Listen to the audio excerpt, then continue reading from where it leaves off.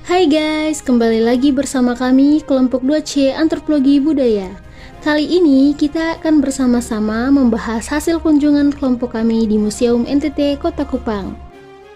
Nah, teman-teman, tujuan kunjungan kami datang ke Museum NTT Kota Kupang ini adalah untuk memenuhi tugas antropologi budaya, sekaligus kami juga mendapatkan banyak pengetahuan tentang kebudayaan dan juga fosil-fosil yang ada pada museum, serta benda-benda peninggalan pada zaman dahulu, yaitu zaman peradaban. Nah, teman-teman, dalam hal ini juga kami mengetahui dan memahami kebudayaan-kebudayaan dari masing-masing daerah yang sudah menjadi tradisi atau kebiasaan yang dilakukan oleh masyarakat pada zaman dahulu dan diwariskan kepada masyarakat pada zaman sekarang ini. Nah, teman-teman, di sini kami akan menjelaskan yang pertama, ilmu bagian paleoantropologi. Nah, paleoantropologi ini adalah ilmu yang meneliti bagaimana asal-usul manusia dengan mempergunakan sisa-sisa tubuh yang telah membatu atau juga dikenal dengan fosil-fosil manusia. Fosil-fosil manusia ini yang tersimpan dalam lapisan bumi yang harus didapati oleh peneliti dengan berbagai macam metode. Nah, salah satunya teman-teman yaitu dengan metode penggalian.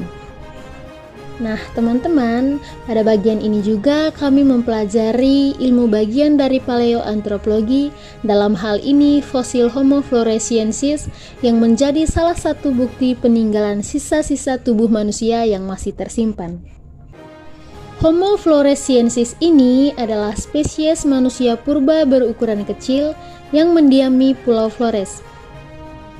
Fosil ini ditemukan oleh Peter Brown dan Mike J. Morwood bersama-sama dengan tim dari Pusat Penelitian Arkeologi Nasional pada September 2003. Homo floresiensis ini ditemukan di Manggarai, tepatnya di Gua Liang Bua di Flores. Kemudian diberi nama Homo floresiensis atau manusia liang bua sesuai dengan lokasi penemuannya. Fosil yang ditemukan berupa tengkorak manusia purba yang memiliki bentuk sangat mungil. Nah, teman-teman, pada tahun 1950-an, manusia liang bua telah memberikan data-data tentang adanya kehidupan praaksara. Pada saat itu, Verhoeven lebih dulu menemukan beberapa fragmen tulang iga manusia di liang bua yang berasosiasi dengan berbagai alat serpi dan gerabah. Kemudian, pada tahun 1965, ditemukan 7 buah rangka manusia beserta beberapa bekal kubur berupa beliung dan gerabah. Oke teman-teman, kita lanjut di bagian kedua yaitu ilmu antropologi fisik.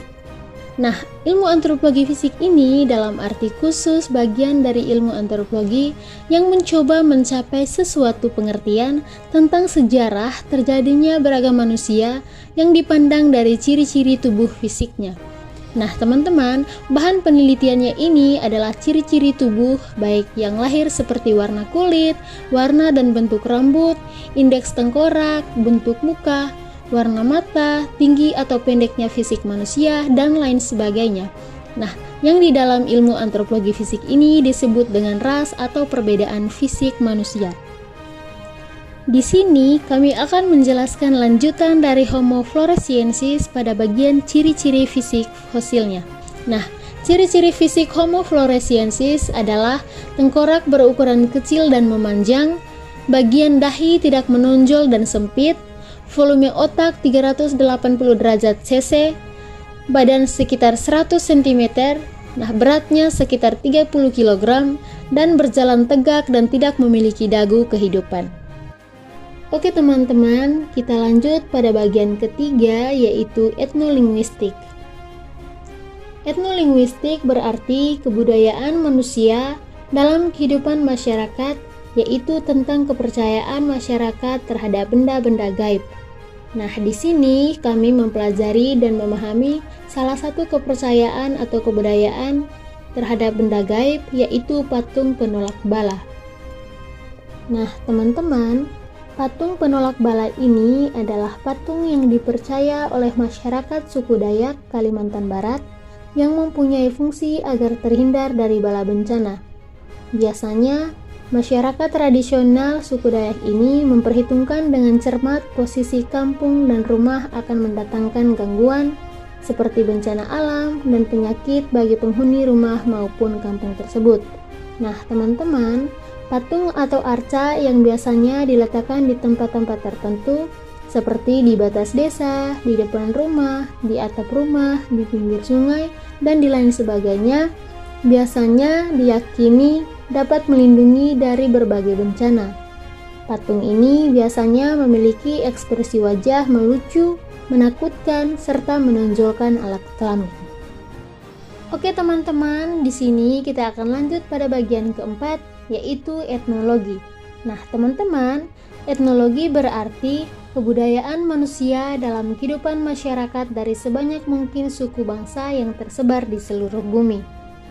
Oke teman-teman, pada bagian etnologi ini kami mempelajari dan memahami dua kebudayaan. Yang pertama, kebudayaan memburu paus di Lembata, khususnya di Lamalera. Budaya tangkap paus ini di masyarakat Lamalera merupakan salah satu tradisi kuno yang sudah berlangsung secara turun-temurun sejak 3000 tahun sebelum Masehi.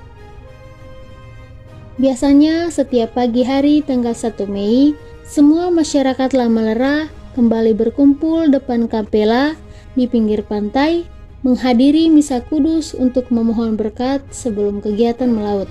Nah, setelah itu dilanjutkan dengan upacara memberkati semua perahu dan peralatan menangkap ikan dan juga memberkati laut sebagai sumber rezeki masyarakat Lamalera.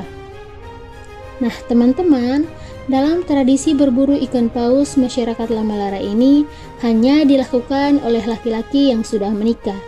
Jika laki-laki yang belum menikah, maka tidak akan diizinkan untuk ikut berburu, karena jika melanggar maka akan menyebabkan dampak yang sangat fatal bagi semua pemburu, yaitu dapat menyebabkan kematian. Nah, teman-teman, kebudayaan yang kedua adalah budaya Moko. Nah, budaya Moko ini dalam adat istiadat pernikahan masyarakat Alor, Moko digunakan sebagai alat pembayaran belis atau mas kawin seorang laki-laki kepada calon istrinya, karena Moko dipercaya dapat mengikat pernikahan. Nah teman-teman, Moko ini diperlakukan begitu terhormat sebagai alat barter dan simbol status sosial di dalam masyarakat Alor. Nah teman-teman, banyak sekali manfaat yang kami dapat dari hasil kunjungan ke Museum NTT Kota Kupang ini, di mana kami bisa belajar di museum dengan menggunakan media berupa benda-benda hasil peninggalan alam dan budaya masa lampau, aneka ragam karya budaya manusia yang tersimpan di museum. Nah, dengan begitu membantu kami untuk mempelajari dan memahami perjalanan sejarah peradaban manusia secara komprehensif. Oke teman-teman, sekian penjelasan hasil kunjungan kelompok kami. Thank you for watching. Bye-bye.